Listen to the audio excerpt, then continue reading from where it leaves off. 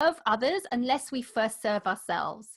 Because Right. if we are not creating a viable business, we're not going to be able to create those transformations. But it Right. doesn't really take that long to set up some of those systems and processes. I remember how overwhelmed I felt when I was a newly qualified coach. I was so excited about going out there and helping people and looking for my ideal clients and really just getting on with the coaching.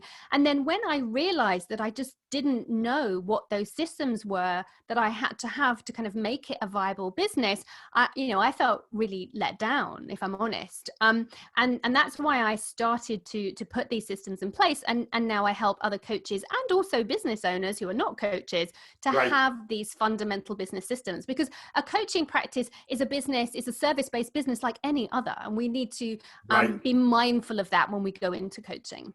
Gotcha. Okay, so continue. That was really good. Talk about your six. I'm not telling you what to do, but continue with your point on what you were talking about. Yeah, for sure. So the 6 systems that I like to talk about, they're not anything too scary for people.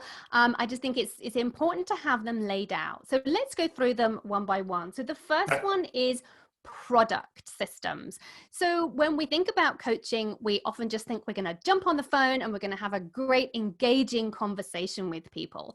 But what we need to remember is that when people are looking for a coach, they're looking for a particular reason to work with you. So they're looking for a solution to a problem that they have. And the way we communicate that as coaches is through our products and our programs. So having a system for that, being really clear who we're trying to work with, who is the right client for us. And importantly, as coaches, I think it's important to understand who we don't want to work with.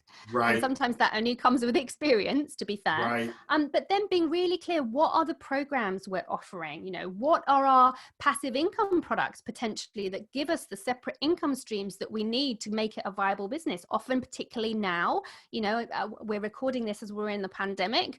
Sometimes you get into situations where people don't have the income to be able to spend on like high level coaching programs. But that Right. doesn't mean as a coach that you can't help people to move forward in other ways. So Right. having these kind of product systems and workshops, virtual workshops, starting a podcast, for example, these are all ways that we can touch people and create transformation in such a way that when they are ready and able to work with us, they can do that. But kind of just hoping that that someone will jump on a call with us, I think is the way we can sometimes start out. But it really gives us that confidence when we know what we're selling and who we're selling it to. Yeah, I think that's a really good point, just to jump in for a second, that idea of the who, and inside of the who is the what, which you're defining as the product, which is obviously correct. And I think a lot of times what happens, I can tell you a personal growth for me was I was reading and I was just doing this. So I've been doing this since 2001. So I had a pretty good idea of what I was trying to do, or at least that's what I think. I still think that. But I was looking at I was doing so we were talking before, as you know, I'm running my Facebook ad campaign, right? So I am doing a campaign for that. And I've got a coach that I'm working with. There's actually 2. One, his name is Omid. The other's name is Marshall. Marshall's down in Houston. Omid's out in the UK.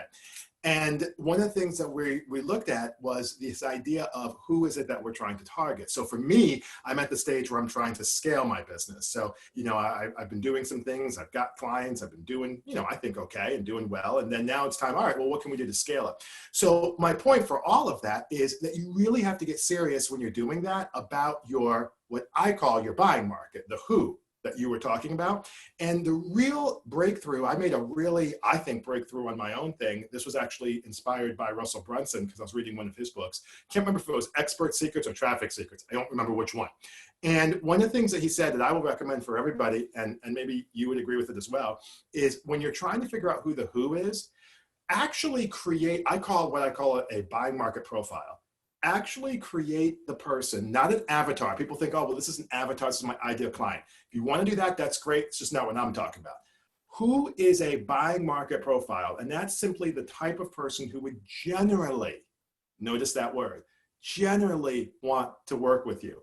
To your point, what kind of problems do they have? Where do they hang out? What do they talk about? What kind of language do they use? And when you do that, and that was the second point I loved that you had, when I did that, my buying market, give her a name, my buying market profile is Eleanor. So I have all these different things. I have it based off of personality types. I use the DISC model, all kinds of things. And what I do is I talk about it as if I'm going to introduce this person, like a blind date. Someone were to say, hey, listen, I've got a guy I think you should meet. You're like, okay, well, what's he like? Right? And that, like, you would go down that discussion. Like, you wouldn't just be like, oh, I got the person I think you should meet. Okay, well, give my number. You would ask him, what's he like? You know, and that's what you want to be doing. I think you want to be doing with the who. And then just getting back to your last point, and then I'll let you continue again, I apologize, is the idea that you have that helps you know who is your client, but the unintended benefit, and you hit the nail right on the head, Michelle, was it lets you know who's not. And sometimes, you know, as they say, it's actually in baseball, I'm a big sports fan, it's for any sporting team. Sometimes the best trade is the one you never make, okay? Mm-hmm. Which, you know, not every trade that doesn't go through is necessarily bad after the fact. Sometimes the best clients are the ones you actually don't get, because that's the situation where, am I right with that? It's, I actually had that just yesterday where I was like, I am so glad I'm not working with her. Like, you know what I mean? So anyway, I just want to jump in. I think that's a really good point. You brought some good stuff up in there.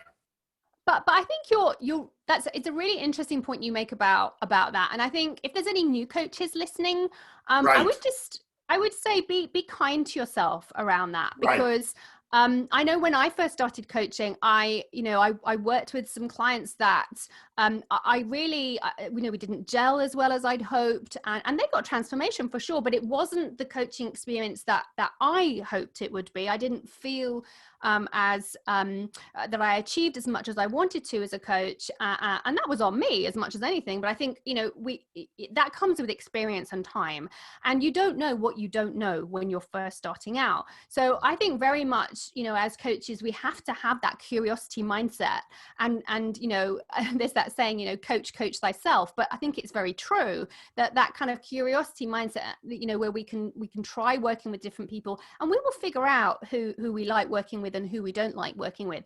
And one thing that I've always found quite useful is when coaches are starting out and they're not sure kind of who their customer avatar or buyer profile should be, is think about where you were 5 years ago, because often that allows us to kind of position ourselves in a way that we can look back and see the challenges that we had, because we're talking about challenge and transformation, but we're first starting out. Sometimes we don't know what that looks like. So kind of going back and seeing where we were 5 years ago, we can understand the challenge, and we can also understand how we moved on from that challenge. Not that as coaches we should be prescriptive with people, absolutely not. We need people to find their journey, but we do understand the challenge. No, that's great. I love that. Okay. So we're still talking product a little bit. Maybe you got one or two more. I don't know if we're going to get through all 6, just FYI. Okay. But if you have one or two more, and then we'll go on to some other stuff. This was great. Yep. Love this. No worries. Okay. So then let's zip on a couple of really fundamental ones that people are going to expect. Financial systems. So we're talking about invoicing, tracking your income and expenses. To your point earlier, Brian, this is a business, it's not a charity that we're running. We need to pay our taxes. We need to pay ourselves. So the whole idea of profit first, how much are you spending? How much do you need to make? I think it's very easy in this day and age to spend a ton of money on technology that we really don't need. So paying ourselves first, figuring out, then you can always add things down the line. So financial systems, really key. And then importantly, sales systems. So, how are you booking your discovery calls? How does that happen? How can you do that in such a way that it does not take your time and energy? So for example, I use Acuity scheduling. So I have that all on automation. So potential clients can book in with me into my calendar automatically. Then they fill in a questionnaire, so I know all about them. So I don't actually really have any contact with a potential client before the discovery call, because it's all in the questionnaire. So that doesn't take a lot of time. There's none of that toing and froing backwards and forwards, zaps our energy and can take away from our freshness when we want to get on that call. So thinking about kind of your sales systems, booking, discovery calls, how to actually do a discovery call. Do you just jump on and hope for the best?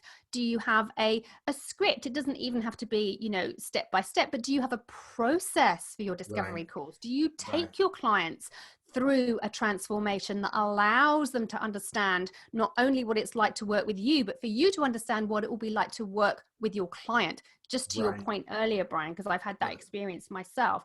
And then also, how do you track those prospective clients and follow up? Yeah. Right. The discovery call is the first step, but it's not the Right. only step. Right. So Right. product systems, financial systems, sales systems. I will touch briefly on marketing systems. I mean, we could talk for hours just on marketing, but this is where you're being really clear on your website, social media.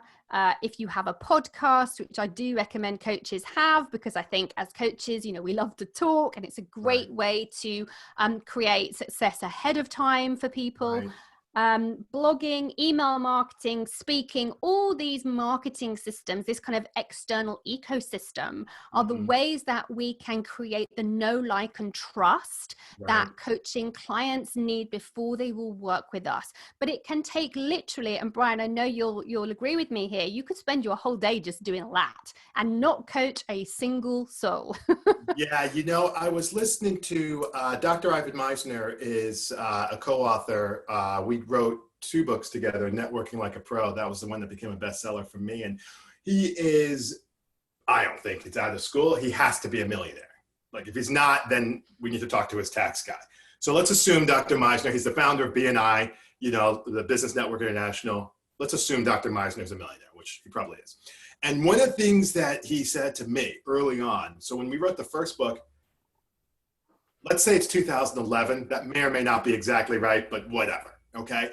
And he said to me, we were talking about this. He says, listen, part of it is that 80% of your time, at the best case, 80 to 75 to 80% of your time is going to be spent doing things that you like. And there's still going to be 20 to 25 that is just going to be stuff that you're not. And when you start off, maybe that number is actually the exact opposite. All right. But you're never going to work up to 100. He says, because there's always something that you need to do. You know what I mean? And I love the point you made maybe about 2 points ago, maybe 3 points ago, the idea of zapping your energy. And that's a big thing for coaches. I think, when you look at other businesses around the league, you see restaurants, okay, you see photographers, okay, you see dry cleaners, okay, maybe for the photographers is probably not the best example, but for the 1 and 3, that's not a direct one-to-one use of, it's time, but it's not necessarily energy. So give me back that photographer one now that I've made that point. It's not necessarily energy, right? It's time, but it's not energy. So I think though with coaching, it's a transference. Certainly a big part of my game is energy related. And it's being able to stay fresh, to your point, and be able to watch out for those energy vampires, those zappers, because those will literally come up and just bleed you dry. So when you have different systems, like you said, in place, and I loved also the point, and we'll get into the mindset here in a second, the other point that you made about, what was the point you just made? Oh yes, in terms of having like the sales systems and the discovery calls and the follow-up and stuff like that. That is all awesome. Love it, love it, love it, love it.